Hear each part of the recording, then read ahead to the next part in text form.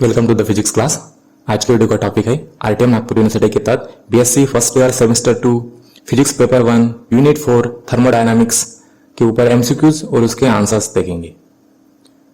यहाँ पर यूनिवर्सिटी की तरफ से कुछ एग्जाम रिलेटेड इंस्ट्रक्शंस है, जो कि आपकी जो समर एग्जाम होने वाली है वो ऑफलाइन मल्टीपल चॉइस बेस्ड होगी। एग्जाम होम सेंटर में ही होगी। क्वेश्चन पेपर होगा, उसमें टोटल 50 क्वेश्चन होंगे, उसमें से कोई भी 40 क्वेश्चन आपको सॉल्व करने होंगे। हर एक क्वेश्चन 2 मार्क के लिए पूछा जाएगा। एग्जाम का जो टाइम ड्यूरेशन होगा वो 90 मिनट का होगा या 1.5 घंटे का होगा। और जो भी क्वेश्चन होगा उसके जितने भी ऑप्शंस दिए होंगे उसमें से जो करेक्ट ऑप्शन होगा उस ऑप्शन के सामने आपको राइट मार्क करना होगा। Question 1, entropy is a measure of option A work done by system, option B heat transfer to system, option C disorder of a system, option D potential energy of system.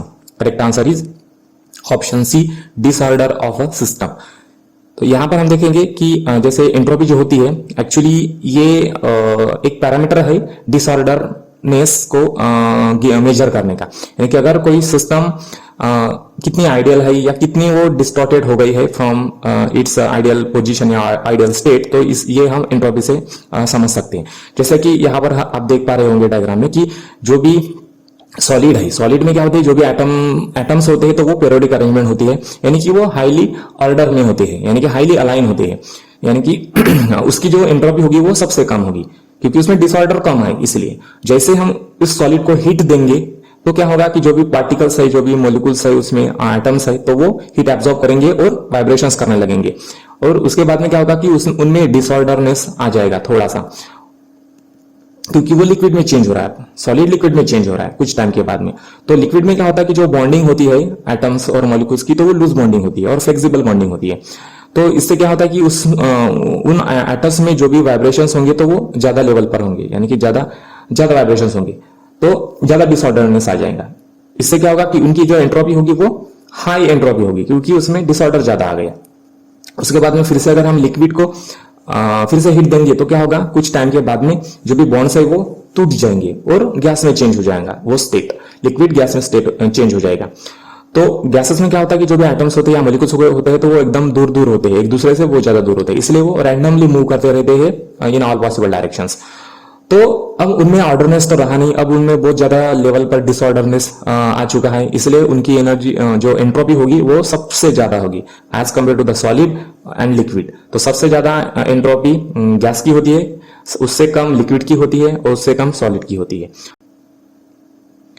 Question 2, what is the SI unit of entropy? Option A joule per kelvin, option B kelvin per joule, option C joule per Celsius, option D joule per second. Correct answer is option A joule per kelvin. अब entropy जो होती है तो उसका formula है dq divided by time. dq का मतलब होता है heat energy, change in heat energy divided by time, sorry temperature. तो अब जो भी एनर्जी है, हीट एनर्जी का जो भी यूनिट है वो है जूल। जूल में हम एनर्जी को मेजर करते हैं। और जो टेम्परेचर है, टेम्परेचर का ऐसा यूनिट क्या है, केल्विन, सेल्सियस नहीं है, ठीक है। तो ओवरऑल एंट्रोपी का ऐसा यूनिट हो गया joule per kelvin. Question 3, which of the following is true for the entropy of an isolated system? Option A, it can increase, option B, it can zero, option C, it can decrease, option D, none of the above. Correct answer is option A, it can increase. तो यहाँ पर जैसे कि बता रहे कि suppose मान लो कि सॉलिड है, तो जैसे हम सॉलिड को हीट देंगे तो क्या होगा कि उसकी जो स्टेट है वो चेंज हो जाएगी लिक्विड में। अगर लिक्विड में चेंज हो जाएगी तो उसकी जो एंट्रोपी होगी वो कैसे होगी, बढ़ती जाएंगी, क्योंकि ये नेचुरल प्रोसेस है। और लिक्विड से जब गैसेस में चेंज होगी तो फिर से उसकी जो एंट्रोपी है वो बढ़ती जाएंगी, क्योंकि उसमें डिसऑर्डर बढ़ते जाएगा। Question 4, which phase change represent decrease in entropy? Option A solid to liquid, option B gas to liquid, option C solid to gas, option D liquid to gas. Correct answer is option B gas to liquid. जैसे कि हमने पहले बताया है कि सबसे ज्यादा जो ऑर्डरनेस होता है, जो अलाइनमेंट होता है, तो सॉलिड्स में होता है, क्योंकि जो भी एटम्स होते हैं, मॉलिक्यूल्स होते हैं, वो टाइटली कॉम्पैक्ट होते हैं, एक दूसरे के साथ में बंधे हुए होते हैं, इसलिए सॉलिड की जो एंट्रोपी है वो सबसे कम होती है। जैसे सॉलिड लिक्विड में चेंज होगा तो उसकी डिसऑर्डरनेस बढ़ेगा, तो उसकी एंट्रोपी भी बढ़ेगी। उसके बाद में फिर से लिक्विड से गैस में कन्वर्ट होगा फेज, तो जो गैस होते हैं उसमें और ज्यादा डिसऑर्डरनेस आ जाएगा। रैंडमनेस आ जाएगा, तो इससे उसकी एंट्रोपी और ज्यादा बढ़ेगी। तो जब से हम सॉलिड से लिक्विड जाते हैं या लिक्विड से गैस जाते हैं तो एंट्रोपी बढ़ते हुए जाती है। लेकिन अगर रिवर्स आते हैं, गैस से लिक्विड में आते हैं, यानी कि किसी गैस को आप लिक्विफाइड करते हो, तो उस टाइम वहां पर क्या होगा कि जो एंट्रोपी है वो कम हो जाएगी। या फिर से हम लिक्विड से सॉलिड की तरफ जाते हैं, यानी कि लिक्विड यानी कि पानी को अगर आइस में बदल देते हैं, तो उस टाइम पे एंट्रोपी क्या होगी, कम होगी।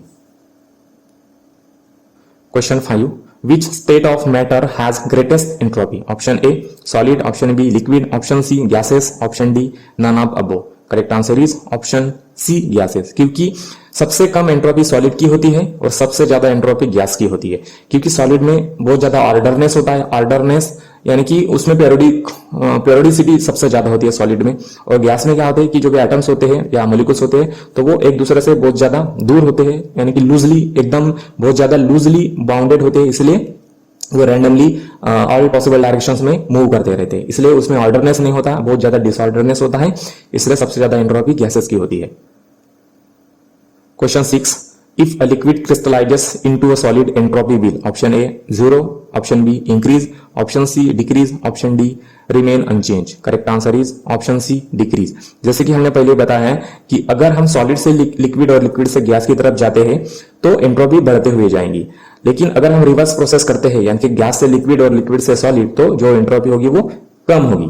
तो इस क्वेश्चन में हम लिक्विड को क्या कर रहे हैं, सॉलिडिफाइड कर रहे हैं, यानी कि क्रिस्टलाइज कर रहे हैं, यानी कि इस प्रोसेस में रिवर्स प्रोसेस हो रही है, तो एंट्रोपी क्या होगी, कम होगी।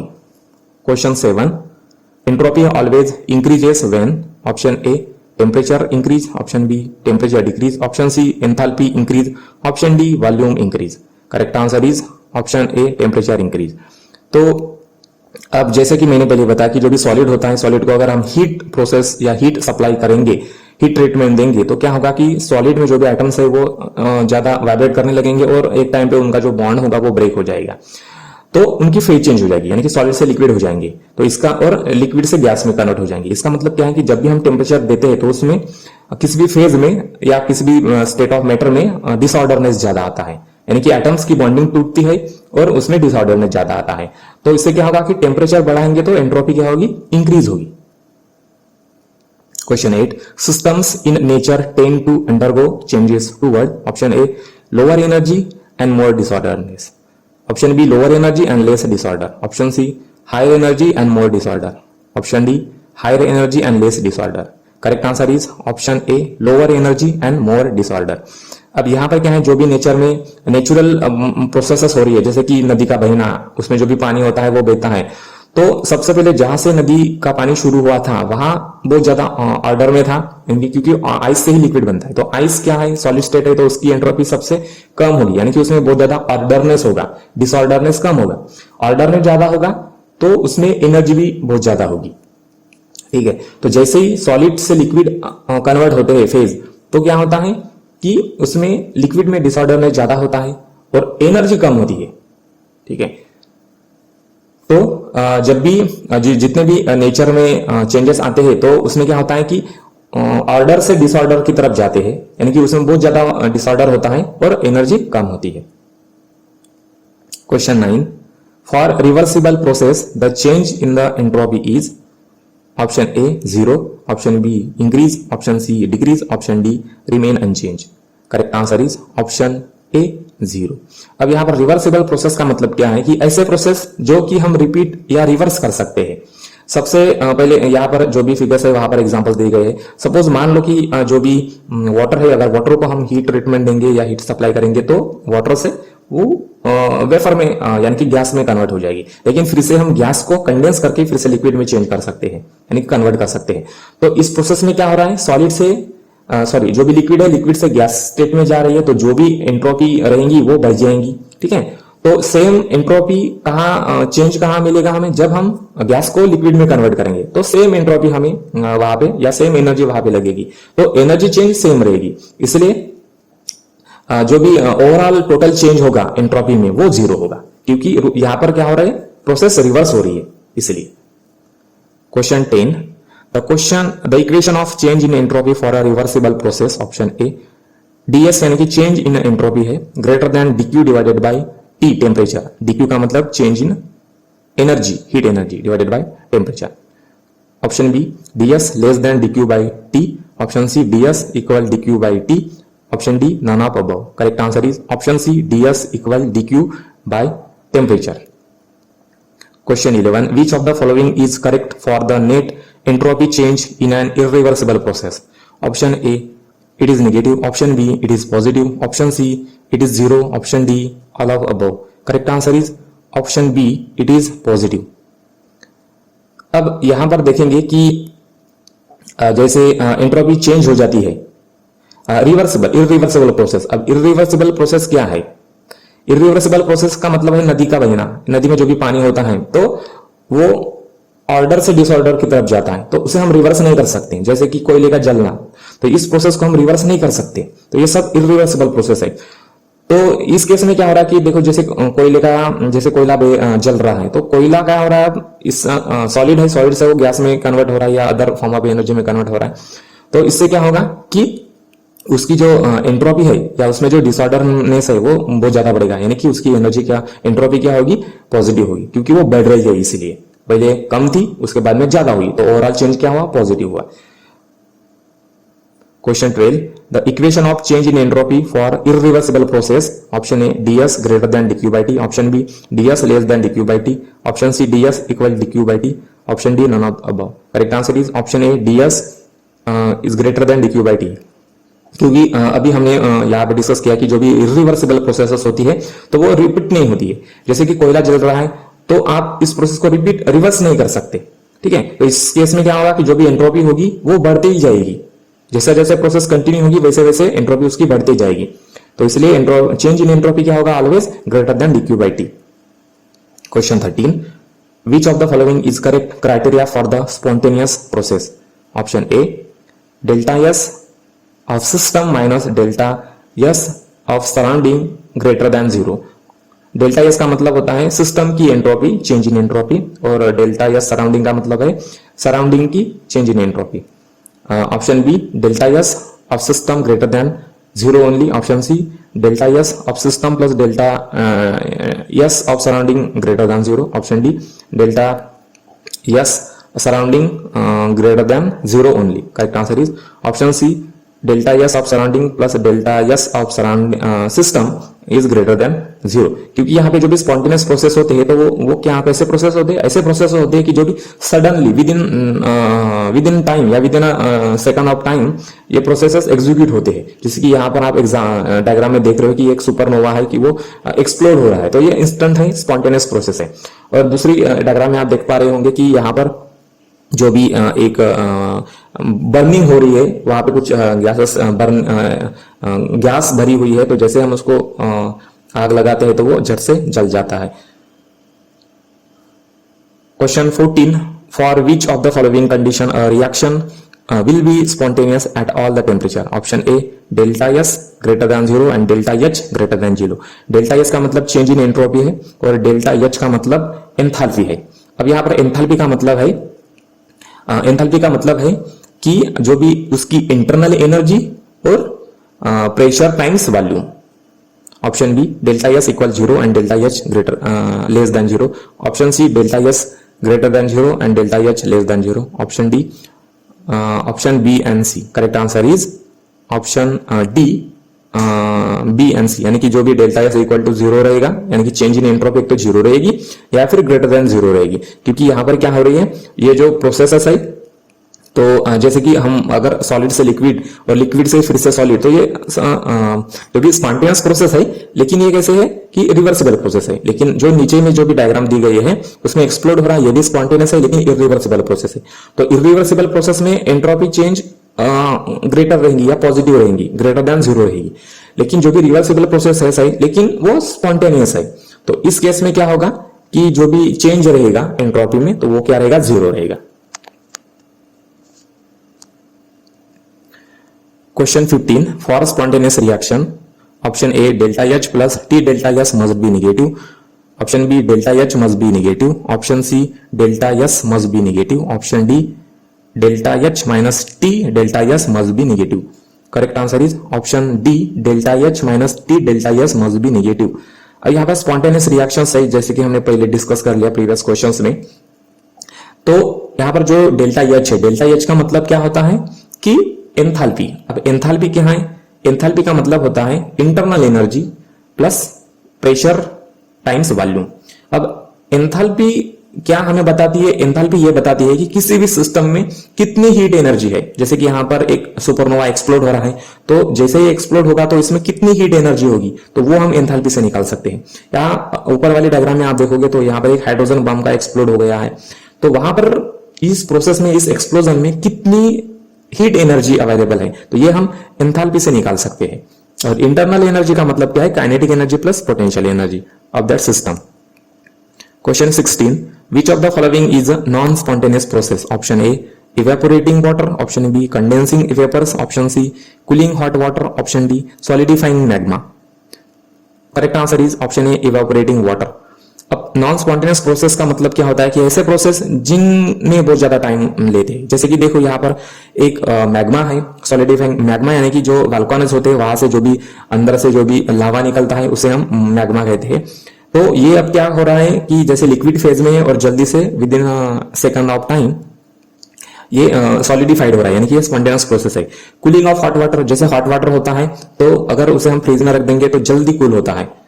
और कंडेंसिंग वेपर्स, वेपर्स भी वैसा होता है कि अगर गैसेस को हम उसका टेम्परेचर कम कर देंगे तो जल्दी कूल्स होते हैं। लेकिन जो इवेपोरेशन होता है, वाटर का इवेपोरेशन, तो उसमें बहुत ज्यादा टाइम लेता है, क्योंकि सबसे पहले आपको वाटर लेना पड़ेगा, उसको हीट करना पड़ेगा।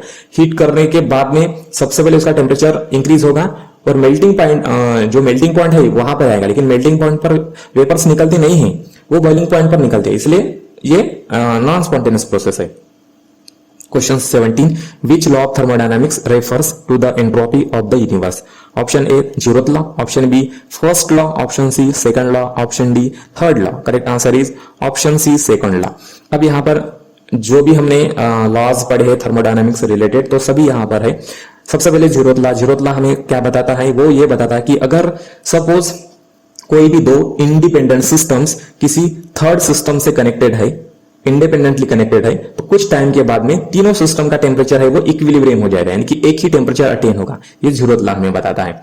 उसके बाद में first law of thermodynamics. First law of thermodynamics क्या है? ये कंजर्वेशन ऑफ एनर्जी का है। तो ये क्या बताता है कि जब भी हम किसी सिस्टम को एनर्जी सप्लाई करते हैं तो उस एनर्जी, जितनी हम एनर्जी देंगे उतना ही वो यूटिलाइज होगी, उतना ही वर्क होगा या उतना ही इंटरनल एनर्जी बढ़ेगी। सेकंड लॉ ऑफ थर्मोडायनामिक्स क्या बताता है कि ये एंट्रोपी बताता है, यानी कि जो भी हीट होती है वो हॉट से कोल्ड की तरफ फ्लो होती है। तो जो भी एंट्रोपी होगी किसी भी सिस्टम की, तो वो क्या होगी? ऑलवेज बढ़ती जाएंगी, अगर वो आइसोलेटेड सिस्टम है तो। थर्ड लॉ क्या बताता है कि जो भी एंट्रोपी होगी किसी भी सिस्टम की, तो वो हमेशा कांस्टेंट की तरफ जाएगी अगर उस सिस्टम का टेम्परेचर हम एब्सोल्यूट जीरो की तरफ लेके जाते हैं। यानी कि एक सिस्टम है, अगर उसका टेम्परेचर एब्सोल्यूट जीरो लेके जाते हैं, एब्सोल्यूट जीरो का मतलब होता है 0 केल्विन डिग्री, 0 केल्विन डिग्री, ठीक है, 0 सेल्सियस नहीं। तो जैसे हम किसी सिस्टम का टेम्परेचर 0 केल्विन डिग्री तक लेके जाते हैं तो उस सिस्टम की एंट्रोपी जो होती है वो कांस्टेंट हो जाती है। Question 18, what is the value of Boltzmann constant के?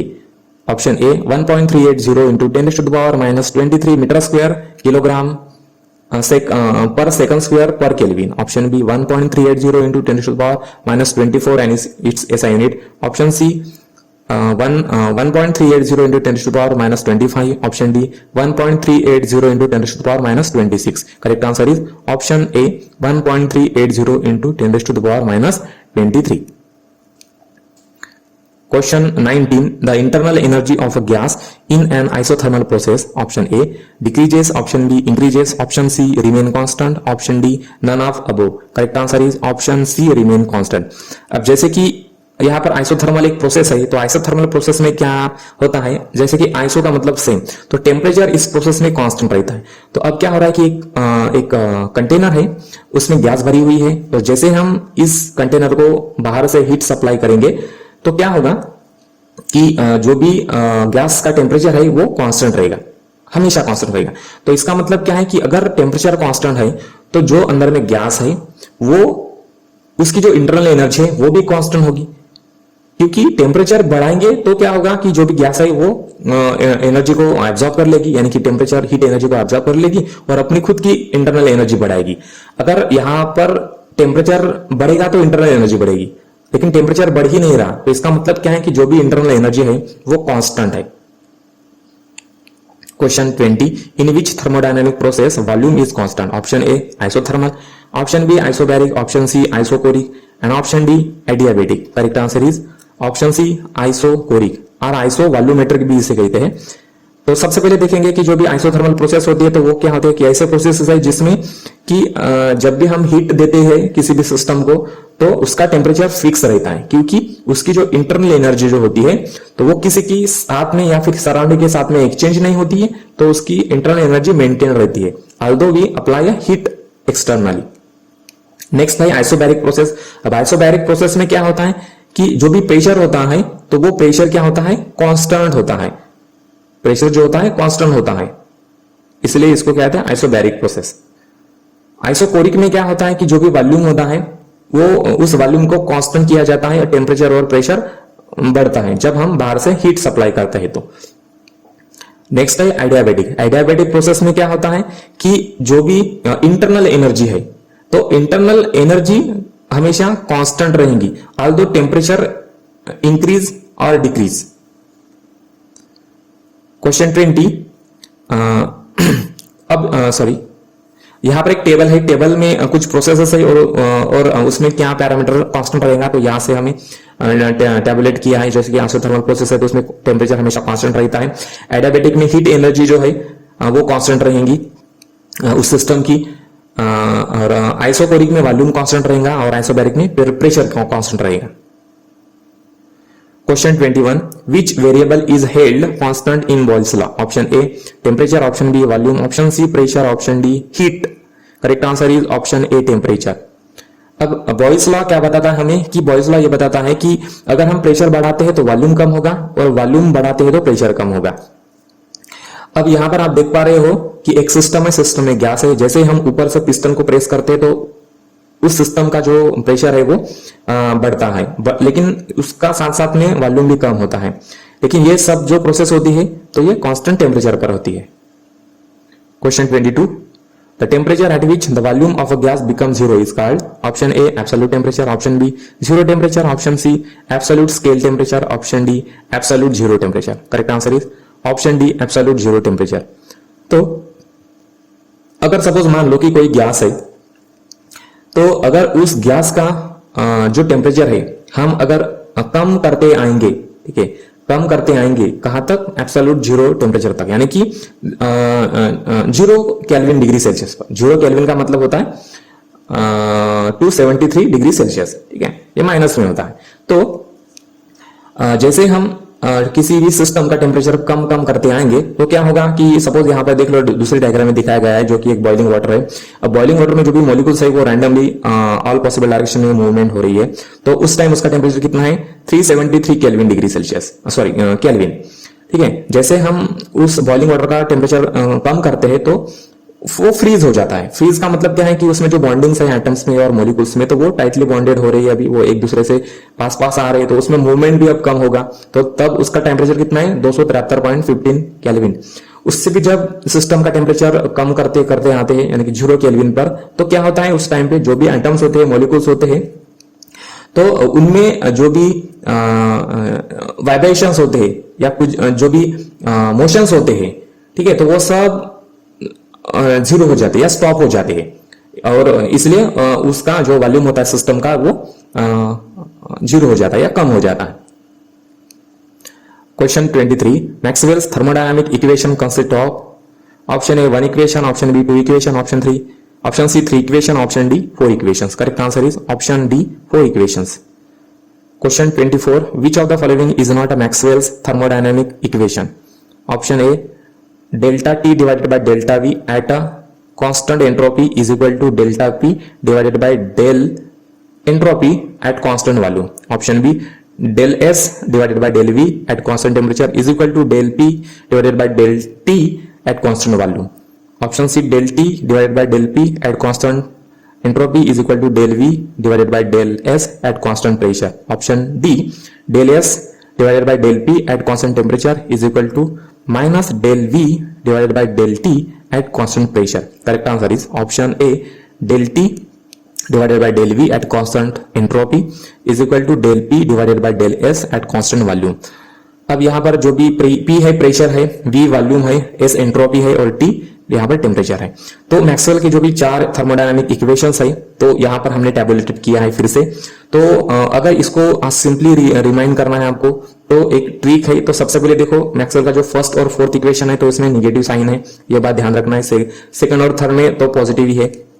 अब क्या करना है, इसको ट्रिकली कैसे हम रिमाइंड कर सकते हैं, याद कैसे कर सकते हैं। देखो first equation del T divided by del V at S is equal to minus del P divided by del S at V. तो इसे समझने के लिए या इसे रिमाइंड करने के लिए क्या करना पड़ेगा, देखो टीवी यानी कि टेलीविजन, टीवी में क्या होता है, अपोजिट साइड में देखो तो पिक्चर होता है और साउंड होता है। तो इससे आप थोड़ा सा एक आइडिया लगा सकते हैं कि ऊपर जब भी टीवी आएगा तो उसमें पिक्चर और साउंड आएगा, ठीक है। और जो भी कांस्टेंट रहेगा यानी कि एट कांस्टेंट यस बोला है और दूसरे साइड में एट कांस्टेंट वॉल्यूम बोला है। तो ये कैसे आप करोगे, तो ये होगा जो भी डिनोमिनेटर में आएगा तो वो दूसरे साइड से कांस्टेंट रहेगा और दूसरे साइड का जो डिनोमिनेटर होगा वो पहले साइड में कांस्टेंट आएगा। तो यानी कि यहाँ पर देखो फर्स्ट इक्वेशन में जो भी लेफ्ट हैंड साइड जो भी डिनोमिनेटर में वॉल्यूम आ रहा है तो वो राइट हैंड साइड की जो टर्म है उसमें कांस्टेंट आ रहा है यानी कि एट कांस्टेंट वॉल्यूम आ रहा है। तो इससे आप थोड़ा सा एक रिमाइंड कर सकते हैं इसको या याद रख सकते हो। नेक्स्ट है आपका जैसे देखो थर्ड इक्वेशन देखो del T divided by del P at S is equal to del V divided by del S at P. तो टीपी का मतलब क्या है, टेप का मतलब होता है कि जैसे पहले के जमाने में जैसे ये वीसीआर नहीं थे तो वो टेप हुआ करता था जिसे हम कैसेट से गाने जो भी सॉन्ग्स होते थे वो प्ले करते थे। तो टीपी का मतलब टेप। तो टेप में क्या होता है, हमेशा वॉल्यूम और साउंड ही होता है, उसमें कुछ भी विजुअलाइजेशन इफेक्ट होता नहीं। तो वॉल्यूम साउंड इस तरह से आप उसे रिमाइंड कर सकते हो। Question 25 for a perfect gas Joule Thomson coefficient is option A 0, option B 1, option C 2, option D negative. Correct answer is option A 0। अब जूल थॉमसन कोएफिशिएंट क्या बताता है कि सपोज मान लो कि एक किसी कंटेनर में गैस है और गैस हाईली कॉम्प्रेस है, बहुत ज्यादा कॉम्प्रेस गैस है। अब इस कॉम्प्रेस गैस को हम सडनली एक्सपांड करेंगे, एक नली से या छोटा सा जो भी कोई ओपनिंग होगा उसमें से अगर एक्सपांड करते हैं, सडनली एक्सपांड करते हैं तो वो जो गैस है लिक्विड में कन्वर्ट हो जाएंगी, ठीक है। इसे ही हम जूल थॉमसन कोएफिशिएंट कहते हैं। और जूल थॉमसन कोएफिशिएंट कैसे डिनोट किया जाता है, ये म्यू से डिनोट किया जाता है। इसको कैसे लिखते हैं, mu is equal del T divided by delta P at H. T का मतलब होता है टेम्परेचर और पी का मतलब होता है प्रेशर। तो अब इसका मतलब क्या है कि change in temperature with pressure, ठीक है। Question 26 the SI unit of Joule Thomson coefficient is option A kelvin per bar, option B kelvin per pascal, option C Celsius per bar, option D Celsius per pascal. Correct answer is option B kelvin per pascal. जैसे कि हमें पता है कि joule Thomson coefficient का मतलब क्या होता है, mu equal del T divided by del P. अब टी का मतलब टेम्परेचर है, टेम्परेचर का एसआई यूनिट होता है केल्विन, और पी का मतलब प्रेशर है, प्रेशर का एसआई यूनिट होता है पास्कल। तो एसआई यूनिट क्या होगा जूल थॉमसन कोएफिशिएंट का, kelvin per pascal. Question 27 if 10 gram of ice at 0 degree Celsius is converted into water at the same temperature the change in entropy will be। latent heat दी गई है। latent heat का मतलब क्या होता है कि ये हिडन एनर्जी भी कहते हैं इसको, जो कि सॉलिड से लिक्विड में कन्वर्ट होने के लिए जो भी लगती है वो, ठीक है। तो ऑप्शन ए है 5.93 kelvin calorie per kelvin, option B 4.93 calorie per kelvin, option C 3.93 calorie per kelvin, option D 2.93 calorie per kelvin. Correct answer is option D 2.93 calorie per kelvin. इस न्यूमेरिकल को सॉल्व करने के लिए हम यहाँ पर given क्या है वो लिख लेंगे। जैसे कि लैटेंट हीट दी गई है जिसे हमने कैपिटल एल से डिनोट किया है, अब वो है 80 कैलोरी। कैलोरी हमें यानी कि हम एनर्जी को कैलोरी में भी मेजर करते हैं या हीट एनर्जी को कैलोरी में यूज करते हैं, ठीक है। तो मास जो होता है आइस का दिया गया है वो है 10 किलोग्राम, जिसे हमने स्मॉल एन से डिनोट किया है। टेम्परेचर, इस सिस्टम का टेम्परेचर कितना है जिसे हमने कैपिटल टी से डिनोट किया है वो है 0 डिग्री, यानी क्योंकि आइस का जो टेम्परेचर होता है वो 0 डिग्री सेल्सियस होता है। तो उसे हम केल्विन में कन्वर्ट कर देंगे। तो कैसे करेंगे, 0 सेल्सियस प्लस 273, ठीक है। तो ये कन्वर्ट हो जाएगा 273 केल्विन। अब heat required to convert into water का फार्मूला क्या है, यानी कि कितनी एनर्जी चाहिएगी वाटर को सॉरी आइस को वाटर में कन्वर्ट करने के लिए। तो उसका फार्मूला क्या है, उसकी लैटेंट हीट इंटू उसका मास। लैटेंट हीट का मतलब क्या होता है कि जैसे भी किसी भी स्टेट ऑफ मैटर हो वहां से उसे दूसरे फेज में या दूसरे स्टेट में कन्वर्ट करने के लिए, ठीक है, यानी कि यूनिट मास कन्वर्ट करने के लिए जितनी भी एनर्जी लगती है उसे लैटेंट हीट कहते हैं, ठीक है। तो अगर 1 ग्राम जो होगा, 1 ग्राम अगर आइस है उसे कन्वर्ट करना है तो उसे 80 कैलोरी हीट लगेंगी, लेकिन यहां पर कितने 10 ग्राम है, 10 ग्राम है तो एनर्जी भी ज्यादा लगेंगी। तो कितनी है 10 इंटू 80 क्या होगा 800 कैलोरी हीट लगेगी। अब एंट्रोपी का फार्मूला क्या है, S is equal to dq divided by T temperature. तो अब यहां पर dq का मतलब क्या है, एनर्जी, हीट एनर्जी कितनी है 800 कैलोरी। तो 800 डिवाइडेड बाय हम लिख देंगे 273, ठीक है। तो इसे जब सॉल्व करेंगे तो हमें मिलेगा 2.93 calorie per kelvin. Question 28, if 30 joule of energy is added to water in the form of heat at 27 degree Celsius, what is the change in entropy of water? Option A 0.2 joule per Kelvin, option B 0.1 joule per Kelvin, option C 0.3 joule per Kelvin, option D 0.1 calorie per kelvin. Correct answer है 0.1 joule per kelvin. इसे solve करने के लिए हम सबसे पहले इस system का टेम्परेचर नोट डाउन करेंगे। टेम्परेचर है 27 डिग्री सेल्सियस, इसे केल्विन में कन्वर्ट कर देंगे तो उसे 273 से प्लस कर देंगे या ऐड कर देंगे उसमें, तो हमें टेम्परेचर मिलेगा 300 केल्विन। अब जो भी हीट जो हम सप्लाई दे रहे या लग रही है उसे एक फेज से दूसरे यानी कि उसका टेम्परेचर बढ़ाने के लिए, तो कितनी लग रही है हीट, वो है 30 जूल। अब एंट्रोपी का फार्मूला क्या है, S is equal to dq divided by temperature. अब हीट जितनी है वहां पे वैल्यू पुट कर दो, 30 डिवाइडेड बाय टेम्परेचर कितना है उसका 300। इसे जब सॉल्व करेंगे तो एंट्रोपी कितनी मिलेगी हमें 0.1 जूल पर केल्विन।